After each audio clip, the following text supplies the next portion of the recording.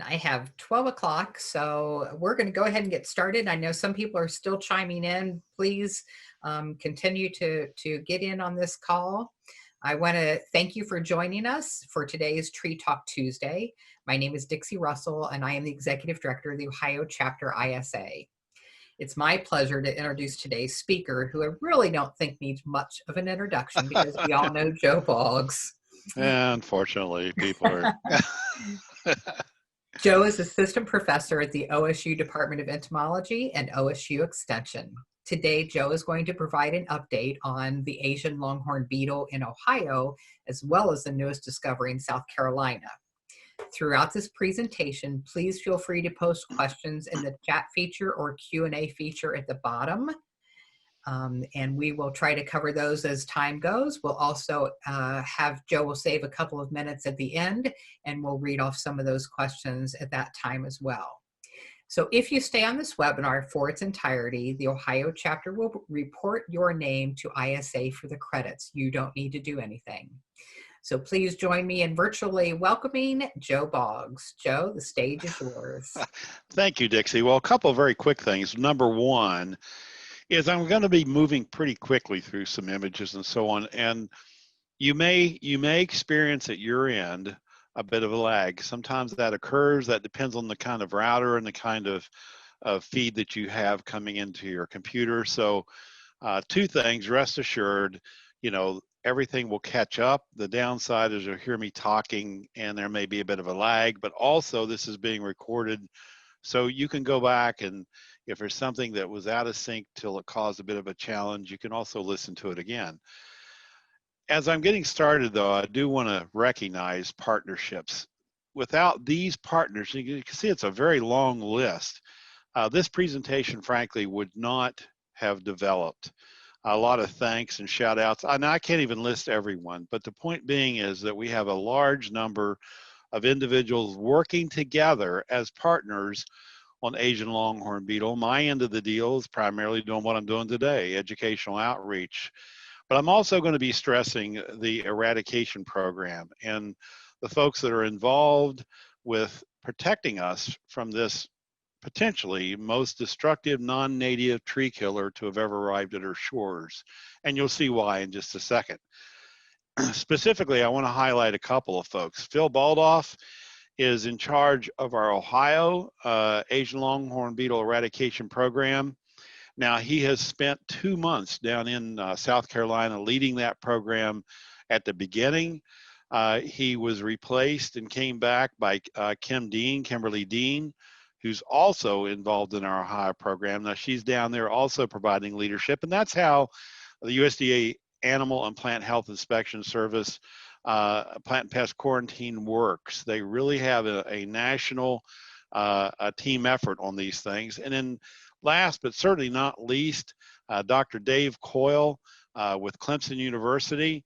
He's going to figure in prominently in the future with what's going to be learned in South Carolina, because Dave also is a researcher as well as an extension specialist. So you're going to be hearing Dave's name quite a lot because he's already gotten a graduate student to start working on the dendrochronology of Asian longhorn beetle in South Carolina. So I just want to recognize these partnerships. Well, my second point then is why are we so concerned about Asian longhorn beetle? Many of you already know this. It has a tremendous host range. Now, we tend to divide up between very good hosts and other hosts, but I want to stress that all of these hosts, all of the trees I'm highlighting, can support Asian longhorn beetle from egg to adult. So the very, very good hosts are all maples. Now, this is from the Ohio program where 98.6% of all infested trees were maples. And you can see in our program, in the Ohio program, 65% were red maples. So maples are very high on the list. If you are looking for Asian longhorn beetle, you'd want to look at maples first. But don't ignore that there are other hosts, obviously. The Aesculus, Ulmus, Willow, Salix, and then other hosts over here that is a very long list. But again, 12 tree genera that are called high-risk host trees, high-risk trees, in the ALB eradication programs. And the reason for that is because any of these can support complete development of Asian longhorn beetle. This is why I say this is potentially the most destructive non-native tree killer to have ever arrived at our shores. 9 plant families. You might be thinking of things like, well, Joe, what about Dutch elm disease, a fungus carried by, well, actually 2 different fungi carried by bark beetles? Well, that's one genus. Emerald ash borer, we're going to talk about that today, one genus. But we're talking 9 plant families, so this could be highly destructive. Now, it's native to Eastern Asia, China and the Koreas. It has actually moved into Western Asia, and we're going to get to that just now, because what we're going to talk about is how did it get to North America to begin with, and we're back to the host because I want to highlight poplar. And so let's travel to where it came from originally. Let's look at China. Now, some years ago, China initiated a very extensive tree planting program, more than one program. What you're looking at is a stand of poplars to reduce soil erosion and slow desertification, but also to increase wood products capacity. And one of the primary trees used in China are the non-native poplars. So that's why on that list, let's go back very quickly. That's why I'm stressing poplar as another host. In China, the #1 host is now non-native poplars. So Asian longhorn beetle shows up on those non-native poplars because that's how things work. You know, that's why emerald ash borer was so destructive on our native ash trees. So we have native on non-natives. Of course, those non-native poplars could be converted into pallets. Those pallets could then be loaded into containers.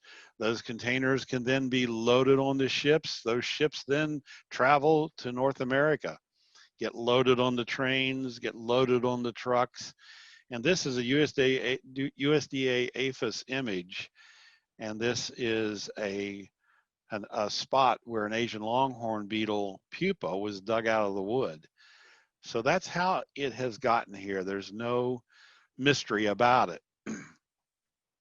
The very first infestation then was found in Brooklyn in 1996. So it's been with us for a while. But the major point I'm trying to make to you is there's no stopping world trade. I mean, this is going to continue to be a concern. We're always at risk. Walls won't stop them. You can see here we have the family going on a trip over the wall. It means we must remain vigilant for Asian longhorn beetle. And South Carolina truly taught us that. Also, significant science. I have a list of a number of scientific publications, both out of China and also in North America and Europe, on Asian longhorn beetle. There's been a lot of good work done on this. So let's talk about connecting ALB in terms of worldwide dots. And so here are some publications, some research I want to highlight. Patterns of genetic variation among populations of Asian longhorn beetle in China and Korea. The same group then also published genetic analysis of ALB in North America, Europe, and Asia. So they carried it one step further. And then that was in 2009, those 2 publications, 2009. 2019, complex invasive invasion history of ALB, 15 years after first detection in Europe.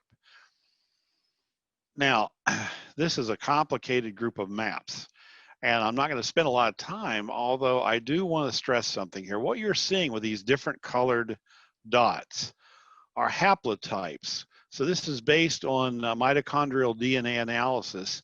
And what this is showing is that you can match, for example, here in Europe, you can match green, total green, over here as to where it came from or the percentage of these different haplotypes. This information, this research allows us then to know where in Asia did the beetles come from that arrived both in Europe and in North America. And that's very handy in terms of, are they being moved around within our countries, or are they arriving directly from China? This is very good information. And so far, and this is how things stand today. Now, you notice there's not a dot for South Carolina quite yet. There's going to be one in just a second. But right now, these are the dots showing active infestations. You'll notice there are a lot fewer dots than probably you had in your mind about Asian longhorn beetle. We'll get to that in just a minute. But so far, the infestations have been relatively small and very distinct. And so far, these infestations represent a single point of introduction that arrived directly from Asia, again, based on DNA analysis, the haplotypes that I mentioned. However, and this is why it's important to remain vigilant, then multiple related infestations were developed by spreading material before the original infestation was discovered. This is why it's so important to remain vigilant. Of course, May 29th, a person found Asian longhorn beetle and then had the beetles confirmed as being Asian longhorn beetles on June the 4th. And this is just outside of Charleston, South Carolina. So some key discoveries based on the Carolina infestation. First of all, it's a genetic match to our Ohio population. Now this could represent three possibilities. The beetles came from Ohio or vice versa. You know, our infestation may have come from there. The beetles came from Europe. That's another possibility. The third is both populations came from the same place in Asia. So far, it would appear this is the most likely explanation because we've also seen this elsewhere. We've seen this in Europe and we've seen this in some other areas of North America. So again, I don't want you to you know, when this was first found out, there was a lot of rampant speculation, but it does not appear that this was a spread within the U.S. But we have to keep all these options open. Other observations in South Carolina, it's the southernmost ALB infestation. It's hot in South Carolina. There really are no winters to speak of, so very rapid beetle development. And as a result, they're seeing a lot of big dead maples, 15 to 20 inch DBH, which, you know, because of the slower development in the northern infestations, we don't see quite the mortality that they're seeing down there. Now, this is something that I was unaware of, and those of you who've traveled probably already know this or have friends down there. Red maples are actually considered kind of a weed tree. Remember, red maples, another name is water maples, swamp maples. They do quite well in very wet areas.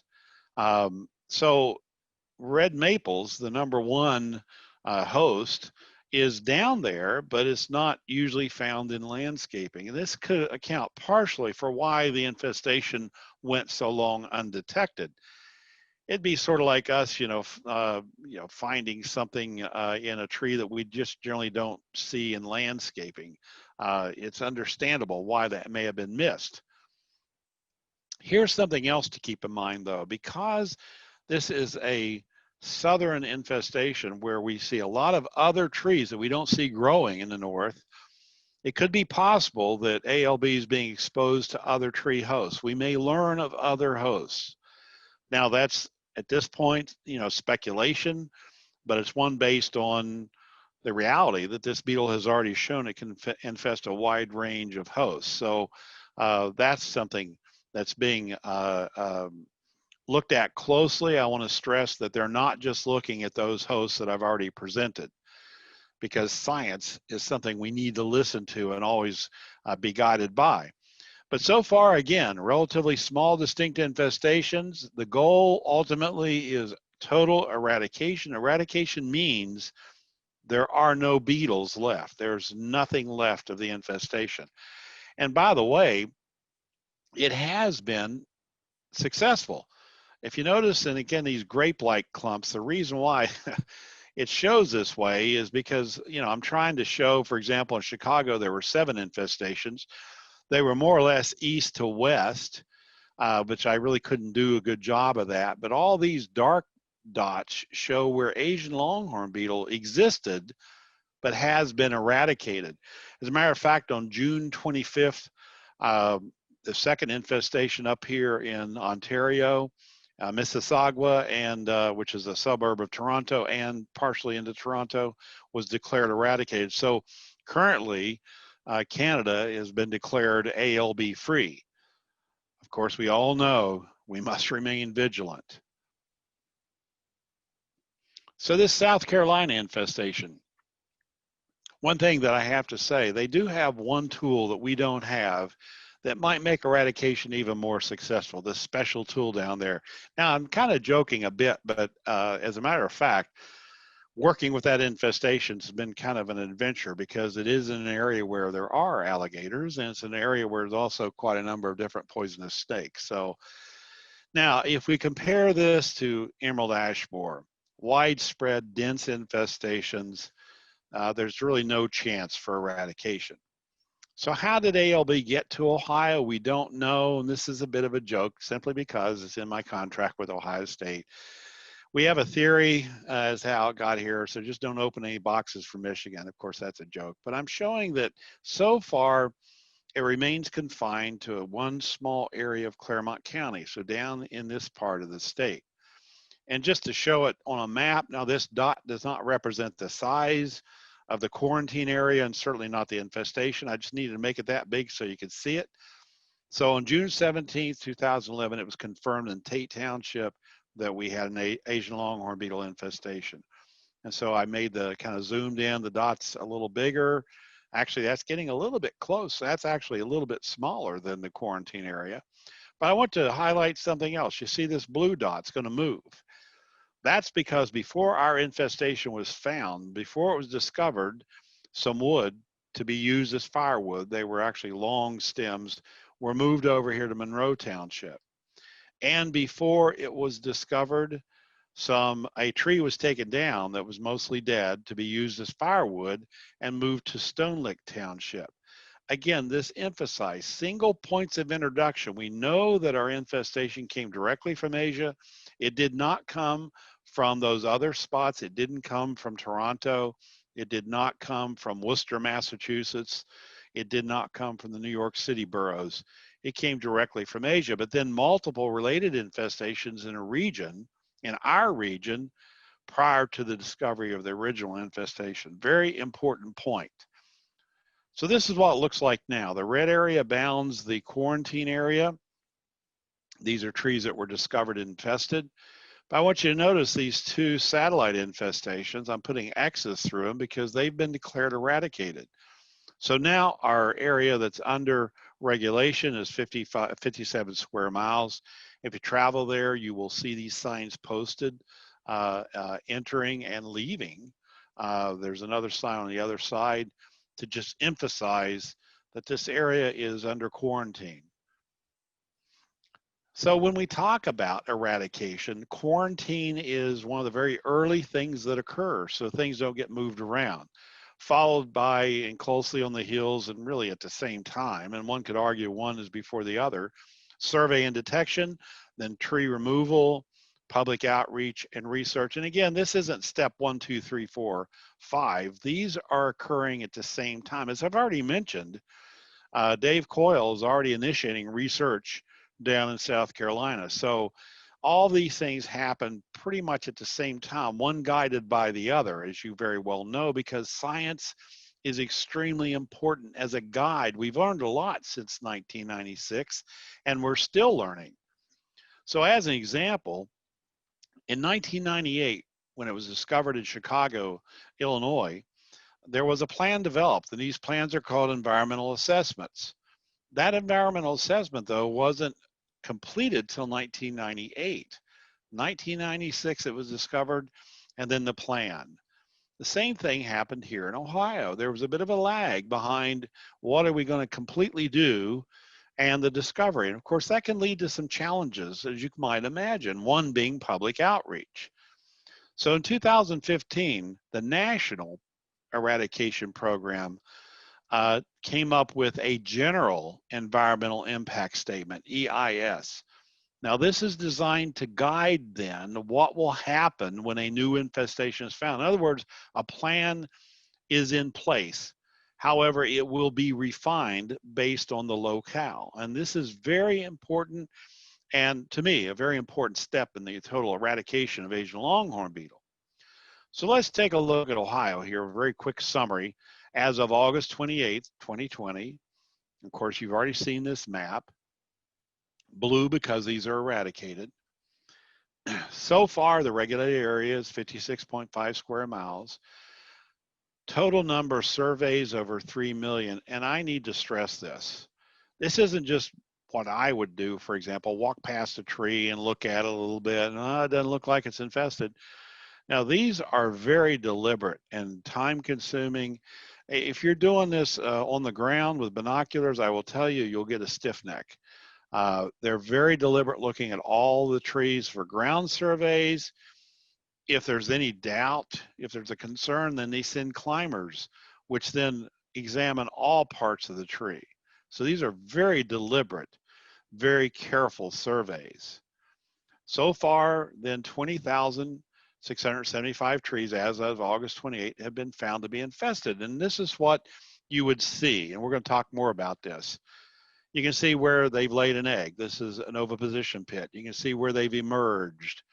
You can see all kinds of indication that it's very clear this tree was infested. The downside, though, is this is an easy one. Here are a couple of oviposition pits. If there are only 2 oviposition pits on a tree, there's a single egg inside of each one of these. Of course, it's infested. And what I'm stressing here is that it's not as easy as this. Lightly infested trees present a serious challenge. Even with the climbers and even with the ground surveying, these are easy to miss. And we're going to talk about the reason why that's important in just a second. So far, 20,000. So most of the trees were in Tate Township. Remember, that's these satellite infestations, and then some in the East Fork recreational area, but the vast majority in Tate Township. Now, so far, 108,000 trees have been removed. And so you can see the breakdown, again, dominating in Tate Township. However, the vast majority have been high-risk hosts. Now, what is going on here? These are known infested. These are high-risk hosts. There is an option in the eradication programs. The option is if the landowner approves, then all of those high-risk trees will be taken down whether they're infested or not. Now you can kind of, I think, sense the value of that. It is, yes, pretty devastating for the spot, but what it does is it completely removes any host to become infested. This is also very important with those lightly infested trees, which may be missed. If the rule was only taking down infested trees, what happens if the survey detection does not find the lightly infested? They will become more infested. So this high-risk host removal can be a very important part of the program in terms of hastening eradication. By the way, these are marked. The orange shows trees coming down. These are collateral damage trees. In other words, when you drop these trees are going to be badly affected. So that's why they're marked green. Now, let's move to South Carolina. First detected May 2020, confirmed in June. Now, this is as of mid-August, so we're not entirely up to date. But as of mid-August, 34% of all the trees surveyed were found to be infested. This is a raging infestation, folks, and we're really glad it was discovered. I want you to notice a couple of things, though, at this map. Now, what they're doing right now is obviously they're doing intensive surveys. They're also trying to find the edge. They're trying to delimit where the infestation occurs. I want you to watch this maggot down here. I want you to watch this edge when I go to 2009, September 2nd. See what just happened? We see a jump with the edge. There are 2 levels of surveying. Level 1 is 1/2 mile from a known infested tree. Once that's found, then they push past that, trying to find the edge, and then they go level 2. Once they believe the edge is found, then they go 1 mile past that to try to make sure that this is the edge. So level 1, 1/2 mile, level 2, 1 mile past. As you can very well see, They have not been able yet to establish the edge. So the regulated area is to be announced. They're not too sure exactly how far they're going to have to go. But here's the guiding document, and this is very important that their environmental assessment was in August. Very quickly, because what did they do? They could rely on that national environmental assessment to guide this, but there are some differences. Now, I have to apologize. This is not my picture, and it's off Pinterest, and I just pulled it, I just captured it today. This is not my image. I don't have an image of this, but the big difference down there in South Carolina is the large areas that are swampy areas where trees are growing up on these hummocks. This is important because how do you go in here and remove infested trees? Again, back to the science, the idea that this program is constantly being developed and refined based on what's being presented. So in wetland areas, this is right out of this environmental assessment. In wetland areas where the infested area is 3 acres or greater in size, the program may girdle infested and high-risk trees. In other words, they're trying to see if by killing the trees quickly by girdling, and also they may use herbicides to treat the trees below the area of girdling. In other words, to hasten the decline, because we know Asian longhorn beetle does not infest trees after they reach a certain stage in dying. We know that. They don't infest dead trees, and at some point as those trees are dying, they will not infest them. So the idea being is in areas where these trees are out there on hummocks surrounded by water, how do you get them out of there? And again, cost effective. Helicopters are not cheap. And certainly if they go in there and try to drag them out, think of the environmental impact. So my point is this is not a done deal. This is just saying in the environmental assessment that they may try to do this because the program is researching eradication methods in large wetland environments, which the program has never come across before. This is something new. So back to the Buckeye State and the Buckeye ALB. We had a first in Ohio. The first time that Asian longhorn beetle and EAB were known to overlap. And I said known to overlap because no doubt this did happen elsewhere. For example, in Chicago, when ALB was discovered in 1998, there's a very high probability that emerald ash borer could have already been there. Toronto, most definitely. And so the point being is this probably happened elsewhere. Oh, it's not the first time it happened, but this is the first time in Ohio where it was well known that these are overlapping. Now, I didn't make this, I didn't pose this. This is literally walking through the woods in 2015, and here you can see emergent material. You can see the emergent holes from ALB. This was laying, I did prop it up, but this was laying right over here next to the serpentine mines from emerald ash borer. This is the marshalling yard where known infested trees of ALB infested trees are being ground up into mulch, no bigger than 1 inch in 2 dimensions. And what do you see in the background? Ash trees killed by ALB. Here is the tub grinder grinding up infested ALB material. And what do you see in the background? Ash killed by EAB. There's the challenge. It still exists. It still occurs. People hear emerald ash borer. Now they may think Asian longhorn beetle, but the worst is they hear Asian longhorn beetle, and we've done such a good job in teaching them about emerald ash borer, they confuse the two. It's very important that other than being tree killers, they are as different than apples to oranges. So let's talk about some of these differences. Very obvious difference, size difference. Asian longhorn beetle is a really big bomber. This is a male. We're going to revisit this image in just a second. But 3/4 to a 1/2 inch. Look at this as my hand, and look at this penny. Huge beetle. The males are a little bit smaller than the females, by the way. I know this is a male because the males have longer antennae. Look at the tiny emerald ash borer on the penny. Now, this also translates into flight characteristics. Asian longhorn beetles are very good flyers, but they're bombers. When they take off flying, they're expending energy, which has to be reacquired. So there's a general tendency for Asian longhorn beetles not to fly easily.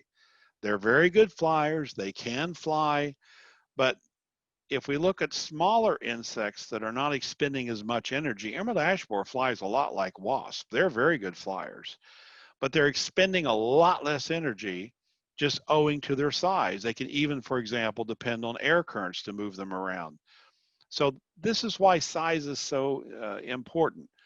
Also, size translates into emergence holes. See this nice, big, perfectly round, very round Asian longhorn beetle emergence hole, as opposed to the D-shaped hole. The D comes from a flat back and a round belly. They emerge head first, and they a growlus species cannot keep from producing a D-shaped emergence hole.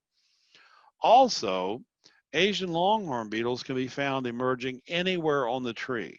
They can be up in the canopy utilizing stems high in the tree, at the same time down at knee height. Whereas there's a tendency for emerald ash borer with each successive generation to move from top down and outside in. So we learned this early on. Basically, by the time you see the D-shaped holes at eye level, that tree has been heavily utilized. Now, what's the most serious challenge with managing these borers? They both attack healthy trees. They're both non-natives attacking healthy, whereas our native borers attack trees that are native trees that are stressed. These will take on any of the trees because our trees have not co-evolved with them to develop defenses against them. But there's another very important challenge. There are management options for emerald ash borer. We're not going to eradicate this beetle. We can't now, but we can manage it. Whereas with Asian longhorn beetle, there's no management. It is about eradication. We can't afford to let this beetle go the same route as this beetle. So, how about their tree killing behavior? A little short segue. Again, very serious presentation. I'm going to do a bit of a review of stem anatomy and function. These are basics. All of you listening, this is going to be review because we're going to take a look at a tree stem, a trunk, top down, just like this. Now, I want to stress something. The sizes aren't quite true to form because I wanted to show these different areas. So, for example, we start with the bark, and the phloem is almost never this thick except on small stems. But we know that the phloem is used for transport of sugars and carbohydrates down and up, multi-directional. We also know, for reasons we don't clearly understand, that the phloem is also an effective location for systemic insecticides. The neonicotinoids, imamectin benzoate, they do best in the phloem. And again, for reasons we do not understand, once an insect gets into the xylem, they're out of, it puts them out of reach of the systemics. We don't know why, but this was known even before Asian longhorn beetle arrived on the scene. Let's talk about the cambial ring. Very, if you pull the bark, so-called bark off the tree, usually you're pulling the bark and the phloem, and this is that slimy layer. This is the shiny, slimy layer. It's not very thick. And a little pet peeve that I have, by the way, sometimes these borers get called cambial feeders. No. There are very, very few borers that actually feed on the cambia because there's not much to it. But at any rate, these are kind of magical cells. I have the arrows pointing inside and out because the cambial cells are meristematic. That means they're not differentiated. They're sort of like, well, they're kind of like teenagers. They don't know what they're going to be till they grow up. So these meristematic cambial cells form the xylem to the inside and the phloem to the outside. This is how trees increase girth. Now, those that have really drilled down on tree morphology, you know I'm simplifying here, but simplification is pretty true to form in terms of what's actually happening in that tree. However, what happens when a tree gets wounded? Well, those cambial cells, notice I now have the arrows pointing in different direction to address that wound. So what the tree does first is produce callus tissue, which is meristematic, and then that tissue eventually becomes wound wood, which is not meristematic and actually matches very morphologically to the rest of the tree. It has phloem, cambium, and xylem arranged in a little different order. So two different types of tissue. But what's important is that woundwood. Look, it's kind of lip-like. It's sort of like a swelling in response. So if you have emerald ash borer causing damage and then stimulating the cambium to produce callus tissue and then lip-like woundwood, here's what happens. You get bark cracking. And you can kind of see that woundwood just beneath the bark. I pulled the bark off so you can see it even more clearly. So bark cracking, bark fissures can indicate borer activity. The same with Asian longhorn beetle. Early on, you'll learn in just a minute, the larvae can cause wounding up in this area, which then stimulates the development of woundwood. And then we see this bark cracking. There it is. And this is it in real life. You can see the bark cracking where Asian longhorn beetle larvae have been underneath that bark feeding away and stimulating the response by woundwood. But keep in mind, the tree is still growing. It's still doing its thing. If you do have Asian longhorn beetle or even emerald ash borer, but the emerald ash borer goes a little faster, but Asian longhorn beetle, you get wounding response. So here we see an exit hole, but what do you see surrounding the exit hole? This tree's already starting to produce callus tissue and then woundwood. This is what it looks like. Eventually, that exit hole will be covered up, will be closed off. If the tree is actively growing and alive, which this happens for an extended period of time. The tree climber supervisor, for example, Marvin Inno, for our program, really was the first person to emphasize this to me. He said, Joe, you're always talking about exit holes. But if you have a tree that's been utilized for an extended period of time, you need to talk about this puckered tissue, this woundwood that has developed closing those holes. And he's absolutely right. But also, of course, we have to keep in mind, this is maple, and look at the bark cracking. We do have other borers, the flat-headed apple tree borer, which should be the flat-headed, will attack any stressed deciduous tree borer, going after stressed trees. And you see also exactly the same response. Now let's end with a xylem on our little review here. The xylem provides structural support. It is the wood of the tree, very important, unless it gets rotted away or Asian longhorn beetle tunnels into that wood. This is an important characteristic to keep in mind. Asian longhorn beetle larvae will always end up in the xylem, and they will interrupt structural integrity of a tree. Branch breakage, a very important indicator of Asian longhorn beetle. So if we drill down on the xylem, you all know that nutrients and water flows up the xylem, but not all the xylem. You have pith, heartwood, and sapwood. So the water and nutrients flow up one direction in the sapwood. But of course, all trees aren't equal. You know, the person that I have to recognize for really highlighting this is Alex Shigo. Did a lot of the early work on this to emphasize it. Now, it was known that we had different trees, different types of trees, but he really emphasized this. Unfortunately, Alex, we lost him a number of years ago, but nonetheless, diffuse porous trees have multiple rings of sapwood that are functional. And these include maples, as well as birch and beech and dogwood and sycamores. Whereas we have another group of trees, and again, I'm simplifying because you can have semi-ring, semi-diffuse, but we have these other groups of trees that are ring porous with only a single ring being functional, and ash is a ring porous tree. You can probably see where I'm heading with this. So back to talking about these outright tree killers, and we're going to first kind of talk a little bit about emerald ash borer.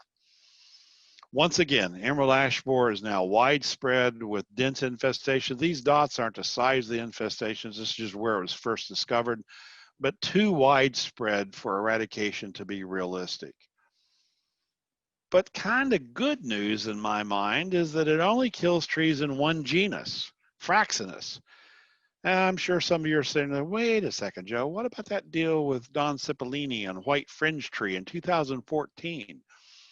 Well, white fringe tree is in the olive family, Oleaceae, which is the same family as ash, Fraxinus.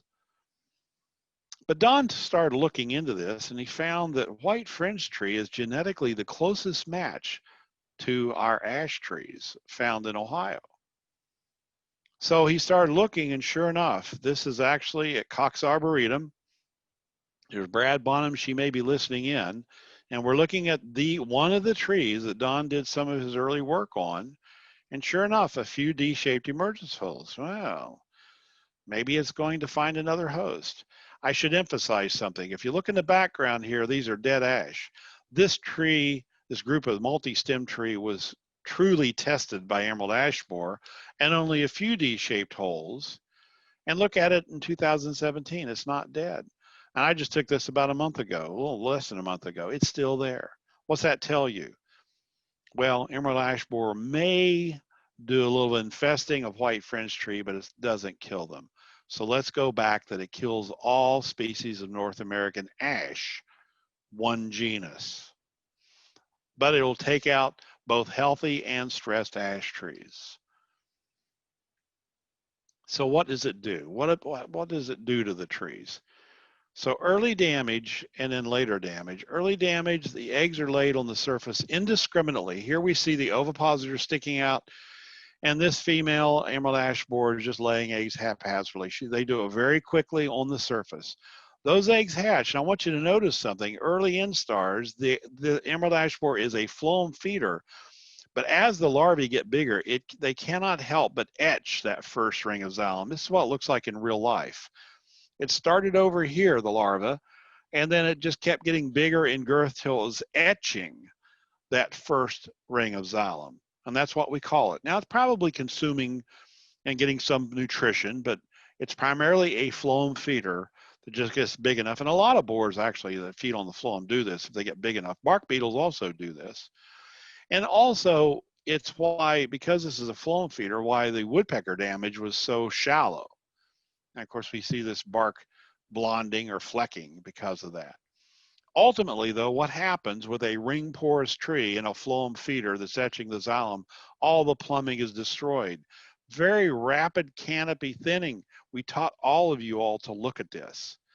And this synchronized death when populations got so high. But the good news is we discovered early on that insecticides can protect ash trees.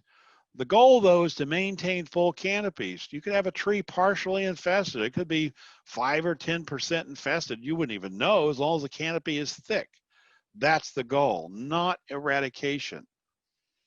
So we come along and inject systemic insecticides. Remember, phloem's an effective zone for movement of the systemics and killing things in the phloem.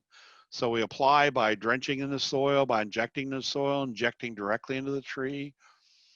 And now we have little to no damage. Nice ash trees, and this third edition of insecticide options for protecting ash trees from emerald ash borer is still the go-to to learn more about this. But you can't wait till trees look like this. Everybody knows this, I'm sure, online. We've all experienced it in Ohio because we are trying to get a systemic insecticide in the phloem that's being damaged by a phloem feeding insect. If we wait till trees look like this, well, we'll ultimately just have ash holes. I used to love teaching about emerald ash borer. So let's now talk about Asian longhorn beetle. Now I'm going to end after talking about what it does by combining what it does with what we should look for. So first of all, it is a very big beetle. It is a longhorn beetle belonging to the family Cerambycidae. We call these longhorn beetles because of the long antennae. It is a big beetle, one of the biggest beetles you ever see. Here's my colleague Eric Draper trying to get a male down out of the tree. The females are even bigger. Of course, I'm just joking. But it is a big beetle. There's that picture again. That's my hand. And look at the size of that beetle. It kind of has this very distinct coloration, sort of shiny black with these indistinct white spots, a little bit of blue markings, bluish white markings. We don't have a beetle that looks anything like it. The downside, though, larvae of cerambycids are called round-headed borers, not because of the head, which is right here. It's because of this large first thoracic segment. And you see this very distinctly in early instars. As they get bigger, that kind of disappears and they start looking like Michelin men. the importance here is that we do have a wide range of native cerambicids that look just like this if you're in the larval stage. It does not mean we should ignore this, finding these. If you find these big Michelin men-like larvae, or these with a large swollen first thoracic segment in a live maple stem, look out. I mean, we would want to know about that. But if you found this in a rotted log laying by the trail, it's not Asian longhorn beetle because they won't infest dead wood. Back to the host range, big host range. But let's focus on maples. If you're going to be looking for Asian longhorn beetles, that's where you're going to look first. So what about its tree killing behavior? Well, first of all, it will go after whether the maples are alive or stressed. It loves maples, healthy or stressed trees. But remember, maples are diffuse porous, multiple functional xylem rings. So the female finds the tree, she lays the egg, and the larvae bore into the tree. This is the damaging stage. Now notice something that's very different than emerald ash borer. First, notice where I put the arrows right down on the surface of the xylem. This female took 18 minutes. I timed her to chew through the bark, through the phloem, through this little bit of slimy cambial ring, right down to the surface of the xylem. These are the chewing marks from where they laid, these are called oviposition pits. And there's that single egg laid on the xylem surface. So one egg per pit, very deliberate, not like emerald ash borer. Now, what happens though when those eggs hatch? Here you see a first instar Asian longhorn beetle larva laying right on the xylem. This is the phloem. Well, it might feed a little bit on the phloem, or it may turn right into the xylem. It's right on the surface. Ultimately, it will be in the xylem. And this is what it looks like. You see some phloem feeding, but ultimately in the xylem. Now that also translates into a characteristic that I think is very important. Here is a live maple branch. I mean, you can see it. It's actually silver maple, but look at the deep woodpecker damage that you'd really only see on dead stem tissue in Ohio normally. You wouldn't expect to see this on a live tree. What could be infesting a live, healthy tree? Well, this is a telltale sign of Asian longhorn beetle because the larvae are deep into the xylem. It's a non-native on a native tree. And so this is a good characteristic to be on the lookout for. Ultimately, what happens? Well, eventually you get all this damage, structural weakening, but notice that the tree is still shipping up water and nutrients. But you have structural weakening. The reason this looks this way is this is a broken branch. And look at why it's a broken branch, because the Asian longhorn beetle tunneling in the xylem. This is not my image. I do have it labeled. So this is our cooperative eradication program. This is their image. This is a big maple that broke over before they could get the tree down because of structural weakening from Asian longhorn beetle. I want to stress that in every infestation in North America, and I've learned that they're seeing this in South Carolina, branch breakage, not much wind, not much of a snow load, indicates needs to be investigated. You need to be aware of that. So another important take-home message, because this is still functional, shipping up water, canopy thinning is not a reliable indicator of Asian longhorn beetle. It doesn't happen like this. Now this is Patty Douglas. She's since retired, took this shot in Worcester, Massachusetts. The infestation is way over here. You can see my pointer. So this tree is very close to where the infestation started in Worcester, Massachusetts. And if you notice, the canopy is just starting to thin, But take a look at this tree. It was riddled. And yet you still see that the tree had a pretty good canopy. May not even think of this as being in trouble. When that tree was taken down, though, look at the ends of the branches. So my take home to you is this. If you're out and you find, a slight wind and branch breakage on maples, take a look at those broken stems. Take a look at why the branches broke. By the way, that infestation, that satellite infestation I mentioned earlier in Ohio in Stone Lick Township, that's what the homeowner noticed first.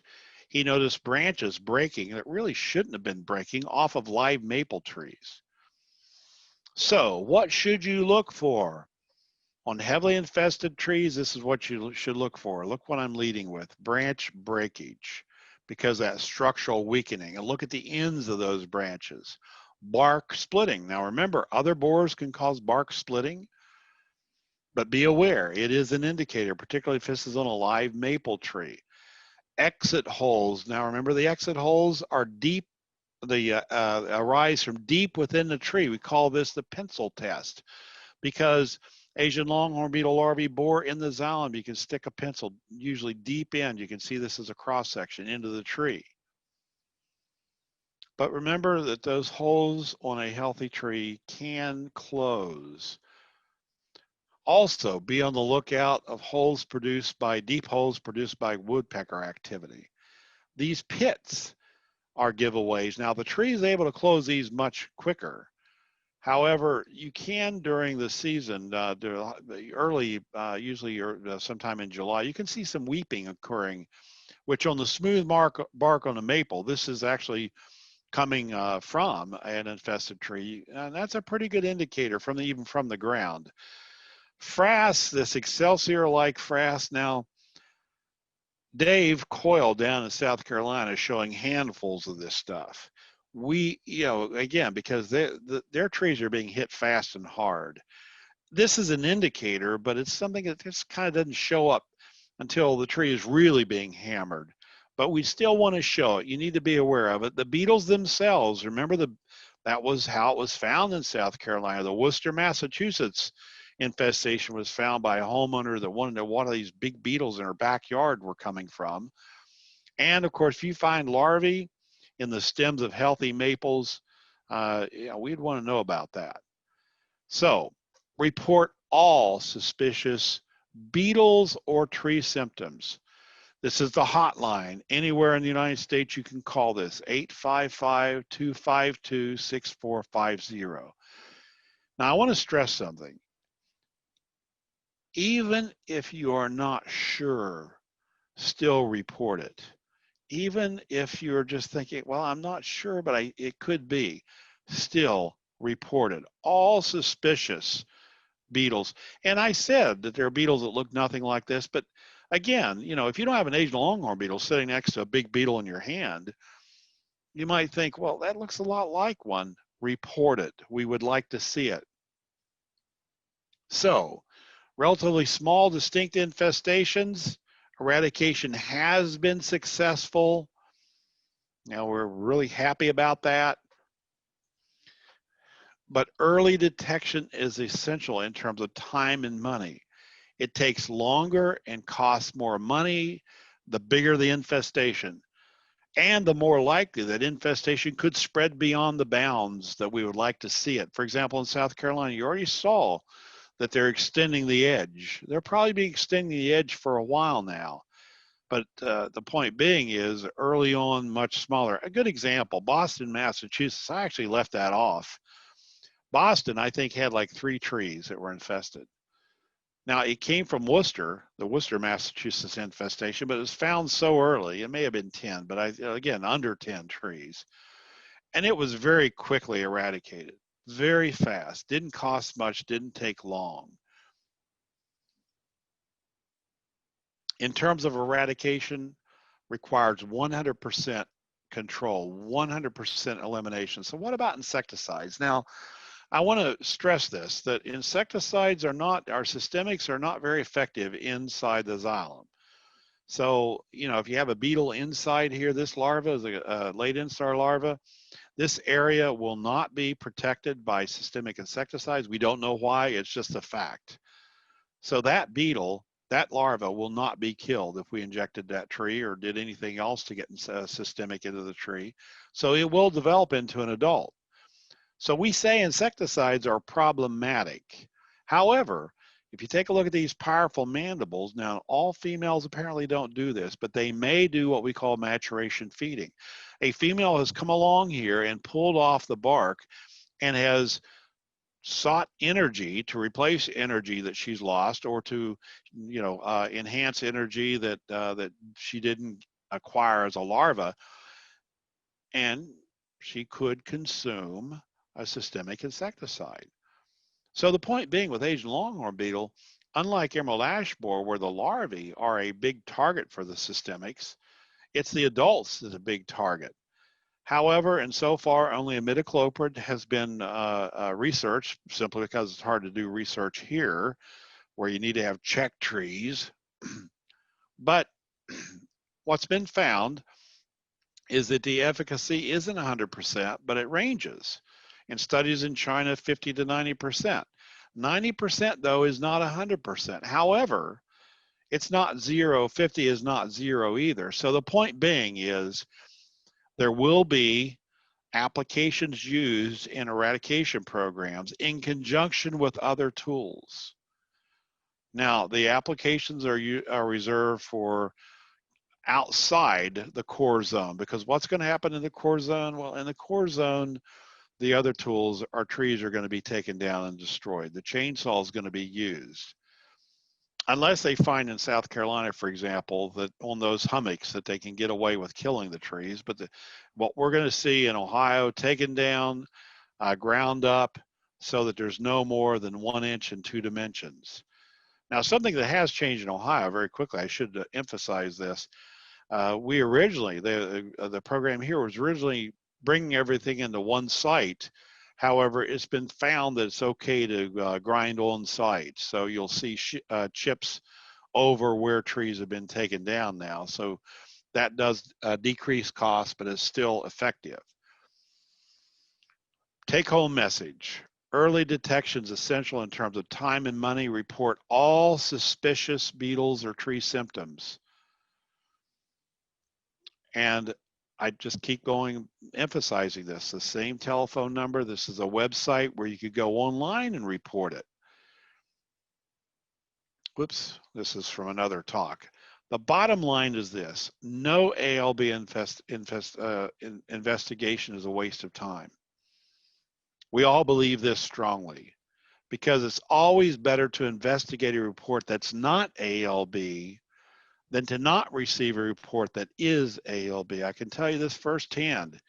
Sometimes I've gone out, and I can tell you, when you go out looking at a suspected ALB infestation, it's a terrible feeling as you drive to that suspected infestation. You're glad the person reported it, but you're driving out there thinking, oh gosh, this is lambs to slaughter. We don't want to find it here. And I will tell you firsthand, when it turns out not to be ALB, oh, that's the most exciting thing. But the important thing is that somebody reported. So do not overlook that. That is the end of my presentation. It's a few minutes till 1, but I will stay on to answer any questions. And thank you all for participating and being a part of all this. So Dixie, I can see in the chat. Yeah, Joe, thank you so much for that fantastic presentation. Lots of great information. Again, that number to report what you think is or could be signs of ALB, 855-252-6450. Again, please report any indications that you see or might think that are ALB related.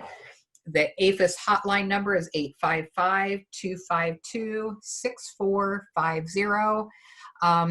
I don't see any questions in the Q&A. I think you've done a fantastic job, as always, of covering all those. But of course, if anybody is on this call or webinar and has questions, reach out to the chapter or Joe if you have his information, and we'll be happy to get the two together. Again, Joe, we can't thank you enough for your time on this. I've got just a minute here before 1. Please mark your calendars for next month's coffee talk on October 13. We're going to have a discussion on workforce conflicts. So again, thank you everybody for your time. Thanks for participating. Joe, thank you again. And I hope everybody has a fantastic and safe week.